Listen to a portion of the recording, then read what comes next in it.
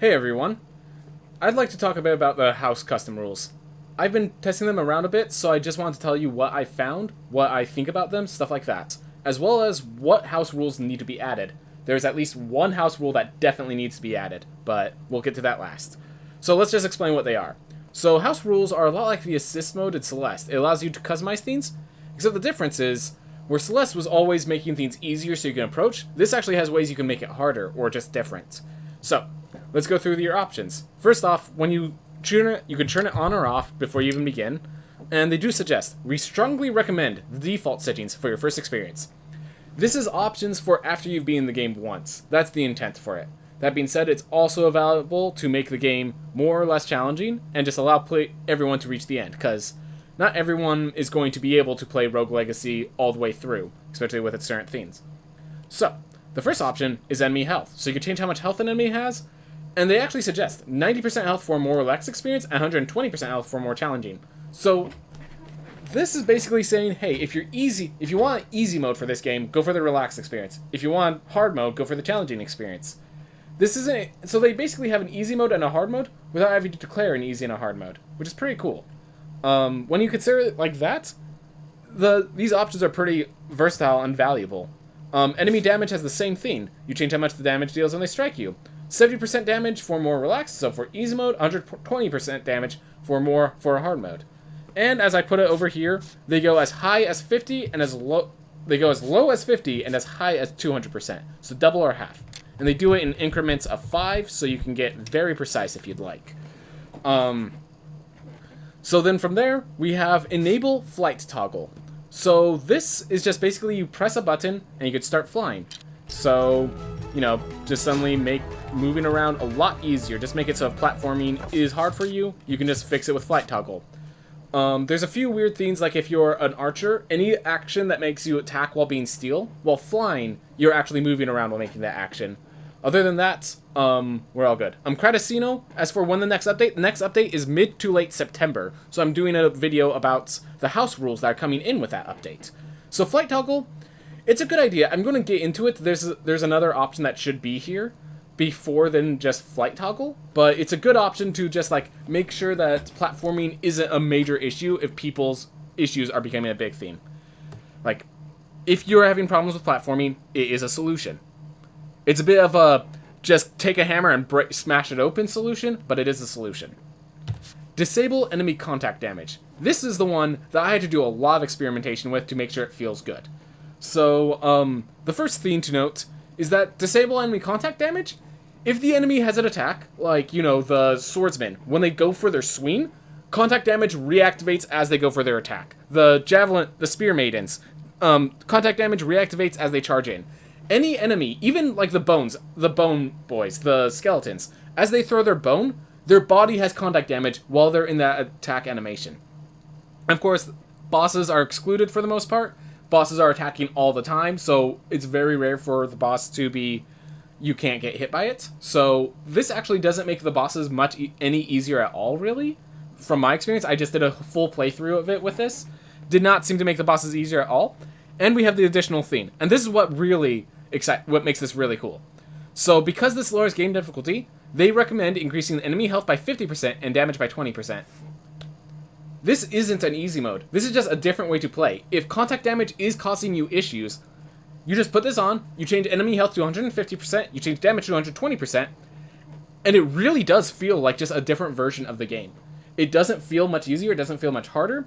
Bosses feel a lot harder. Let me say, bosses feel a lot harder. There are some enemies that are just unaffected. The spike balls, of course, are completely unaffected. The wargs, oh gosh, wargs are still just as threatening, and with the additional health and damage, they're more threatening. So, there are things that make this harder. But, generally speaking, I really like this idea. Toggle difficulty rating display, this is just if you want to brag, they just give you a little number of ranking. I think this one's completely unnecessary. They have a little thing to show you that you have house rules on next to your map.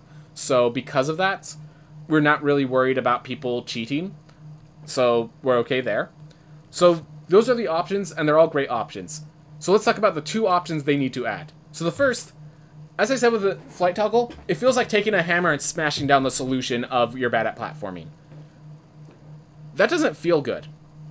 When you're having trouble with platforming, it might just be that you need more time to think, or you need more position to platform, and just saying, oh, now you can fly. That just removes the challenge entirely. That doesn't make it approachable, that just removes the challenge. The fact that we have all these percentages, but this is just on-off. I would wish for an incremental version of this. Maybe it's extra additional dashes and double jumps, and then you can put 1 to 5. So it's kind of like additional vault runes and dash runes just freely given. Maybe we take a book from Celeste, and we have it be additional slowdown. So Celeste is a very heavy... It's an extreme platforming game that actually built up the idea of assist mode. If you can bring this down to like the movement speed of everything is 95%, 90%, 85%, that will allow you to have the precision to get up Sun Tower without dying every time.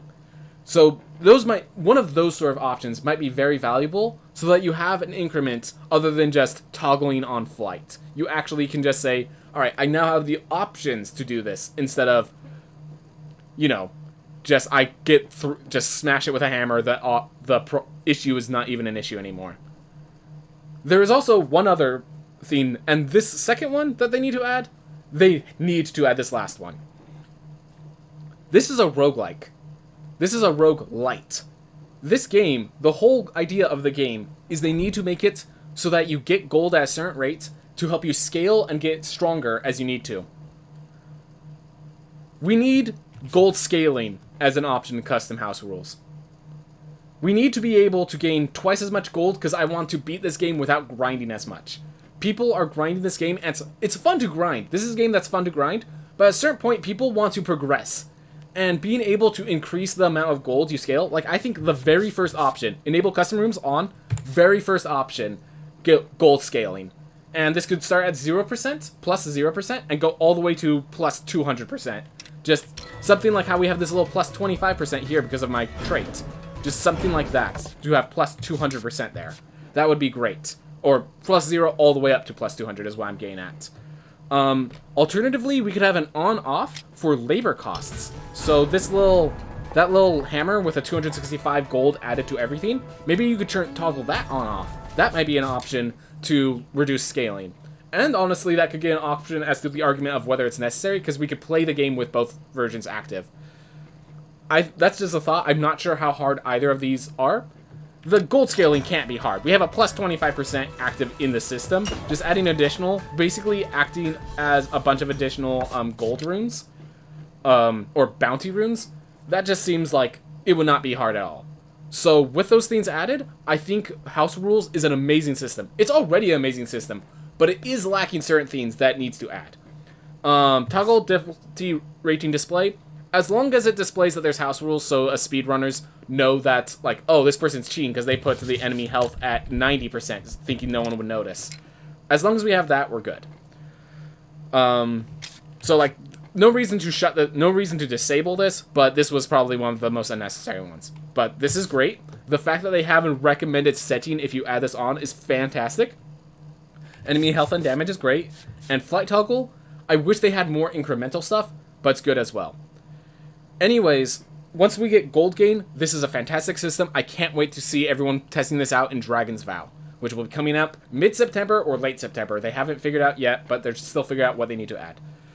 Hopefully they have that ready by then. They might just be working on other things, but hopefully that gold gain is just very easy to add in. Anyways, I hope everyone enjoyed this. Thank you so much for watching. I hope you all have a wonderful day. I hope you all enjoy House Rules.